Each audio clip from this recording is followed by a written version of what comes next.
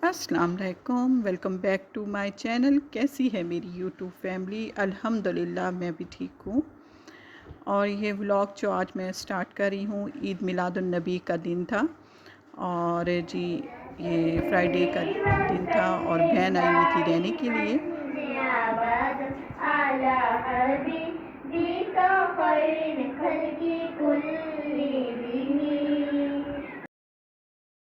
और ईद मिलादुन नबी के दिन फिर सब ने ही हमने जी बैठ कर नाते पढ़ी थी और दुआ मांगी थी, नमाज वगैरह पढ़कर। और सभी हम भी यहाँ पर बैठे हुए थे और यहाँ पर अब बहन नात पढ़ रही थी। थोड़ी देर के बाद फिर मैंने भी नात पढ़ी थी और बच्चे यहाँ पर सब बैठे हुए थे, दुआ मांग रहे थे, नाते पढ़ रहे थे। और आखिर में बहन ने दुआ कराई थी, तो बहुत ही अच्छी दुआ कराई थी। और बहन जी रहने के लिए आई हुई थी, 2-3 दिन लगा कर गई हैं। एक दिन पहले बच्चे आए थे, फिर नेक्स्ट डे फिर बहन भी आ गई थी। तो 2-3 दिन बहन ने फिर जी यहाँ पर गुजारे थे। मेरी आसा उम्मीदा 3-4 छुट्टियाँ थी, तो बहन ने कहा था कि ये अच्छा मौका है कि मैं अम्मी के घर रह कर आऊँ। तो वो आई हुई थी, खूब रौनक लगी हुई थी। रात को फिर अम्मी ने जी पिज़्ज़े मंगवा कर दिए थे, जो कि बहुत ही अच्छे फ्लेवर थे। बच्चे ये है कि फिर शौक़ से खा लेते हैं। तो आए भी बहुत दिनों के बाद थे रहने के लिए, तो अम्मी तो वैसे भी इंतज़ार कर रही होती हैं कि कब बच्चे आएंगे रहने के लिए, क्योंकि बच्चों की वजह से फिर घर में ये है कि दिल लगता है, खूब रौनक रहती है। और 3-4 दिन कैसे गुज़रे हैं बिल्कुल पता नहीं चला। कभी बच्चे क्या गेम खेल रहे हैं, कभी क्या खेल रहे हैं। और जी इसी तरह फिर ये छुट्टियां जो हैं वो गुज़र गई थी और बहुत अच्छी छुट्टियां गुज़री थी। हाँ जी, अस्सलाम वालेकुम। क्या कर रही हो? खेल रही हो? क्या बनाया हुआ है ये क्लासरूम?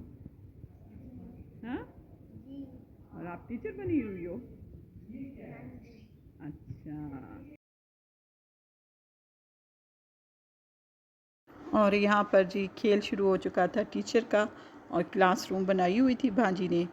और फिर शाम के टाइम मैं अपनी बहन के साथ चली गई थी कैंट, क्योंकि मैंने ना अपनी बेटी की बुक्स लेनी थी।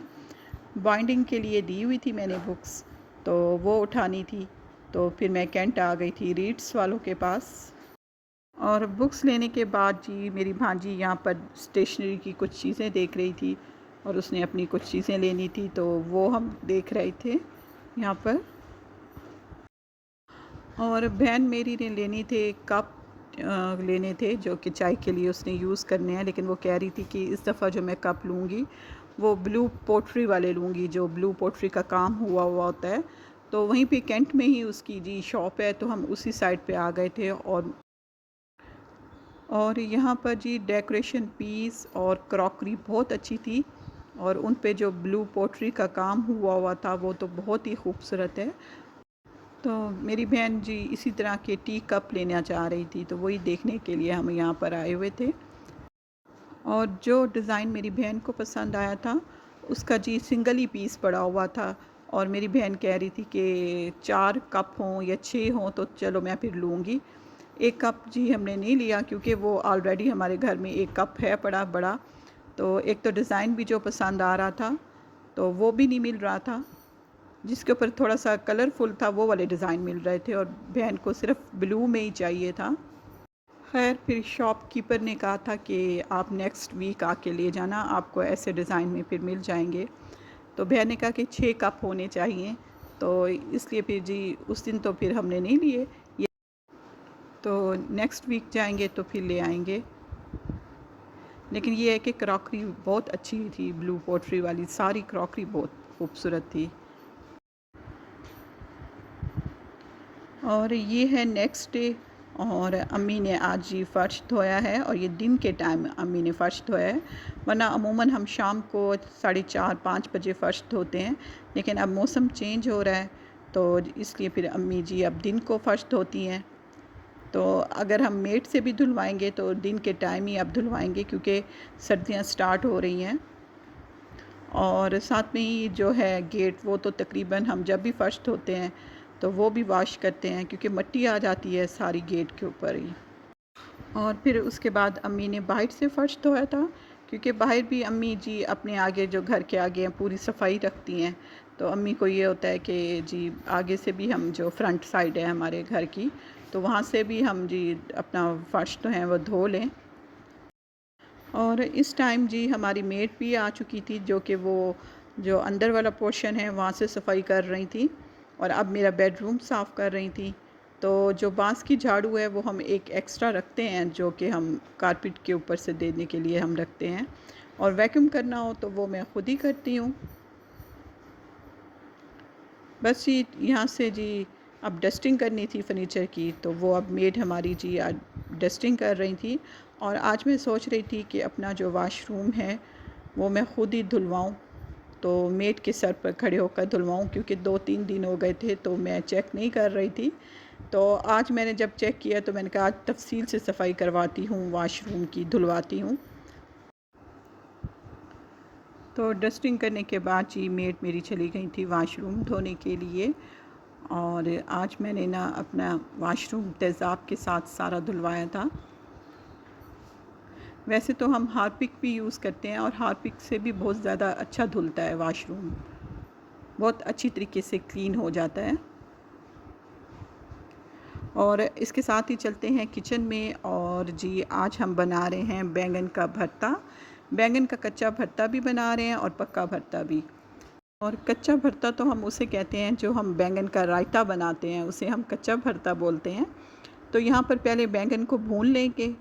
तो सबसे जो इसका मेन काम होता है वो भूनना होता है, और इससे इतना ज़्यादा जो है ना किचन में गंद सा हो जाता है, ख़ुसूसन चूल्हे वाली साइड पर। तो चूल्हा इतना ख़राब हो जाता है, थोड़ी सी इसकी स्मेल भी होती है, लेकिन ये है कि भुनने की स्मेल होती है। तो ये है कि लेकिन इसका जो भुनना है वो भी ज़रूरी है, इससे भरता बहुत अच्छा बनता है। और वैसे तो भरता बनाना आसान है। ये देखें जी, हमने जैसे ही भूना बैंगन को तो इसे ठंडे पानी में डाल दिया। अब और ये देखें चूल्हा थोड़ा ख़राब होता है, लेकिन ये है कि भूने ना तो बैंगन का भरता अच्छा नहीं बनता। वैसे तो बॉयल करके भी बनता है, लेकिन जो भुने हुए का मज़ा है वो जी बॉयल करने का मज़ा नहीं है।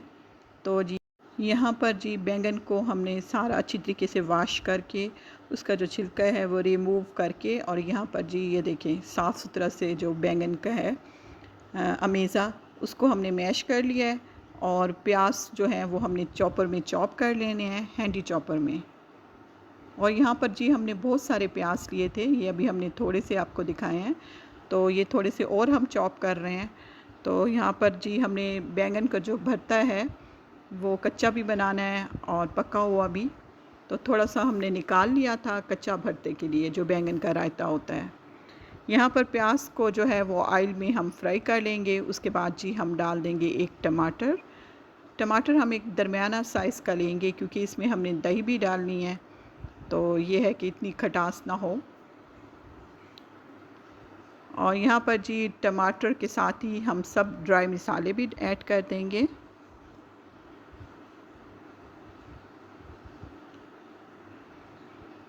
और ड्राई मसाले में हम डालेंगे जी नमक, और नमक जी हम हस्बे ज़ायका डालेंगे।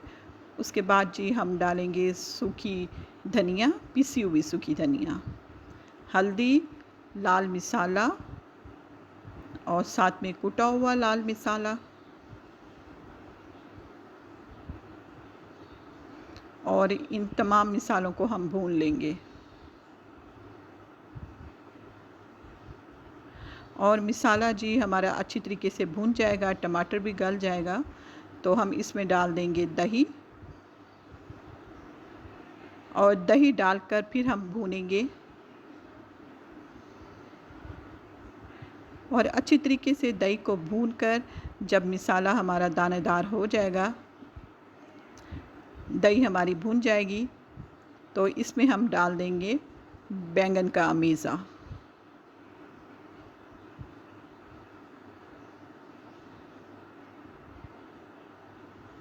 और जैसे ही हमारा फिर जी ऑयल निकल आया था और दही भी हमारी भून गई थी,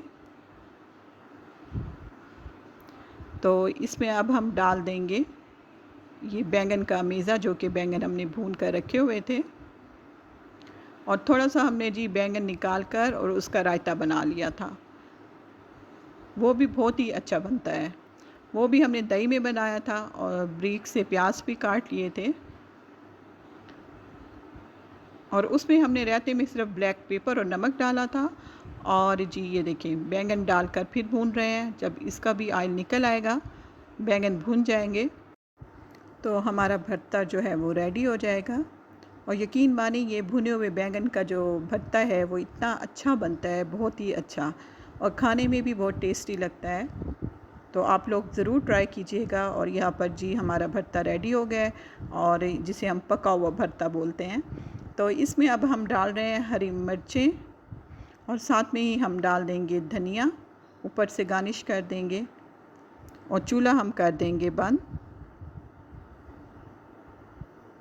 और मज़ेदार सा बैंगन का भरता रेडी। ये है कि ये सभी शौक़ से खाते हैं। इसका रायता बनाओ या पका हुआ बनाओ भरता, तो दोनों ही शौक़ से खाते हैं सब घर वाले।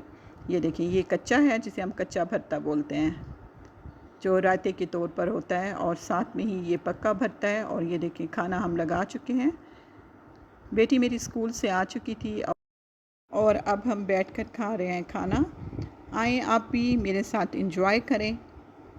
अब मौसम चेंज है तो हमने घर में ही रोटियां बनाई हैं, लेकिन जब बहुत ज़्यादा गर्मियां होती हैं तो हम भरते के साथ जी तंदूर की रोटियां बनाते हैं, और इतनी मज़ेदार लगता है ये भरता। तो आप ज़रूर ट्राई कीजिएगा। इसके साथ ही मैं चाहती हूँ इजाज़त। इंशाल्लाह ताला आपको मिलूँगी नेक्स्ट व्लॉग में। ओके जी, अल्लाह हाफिज़।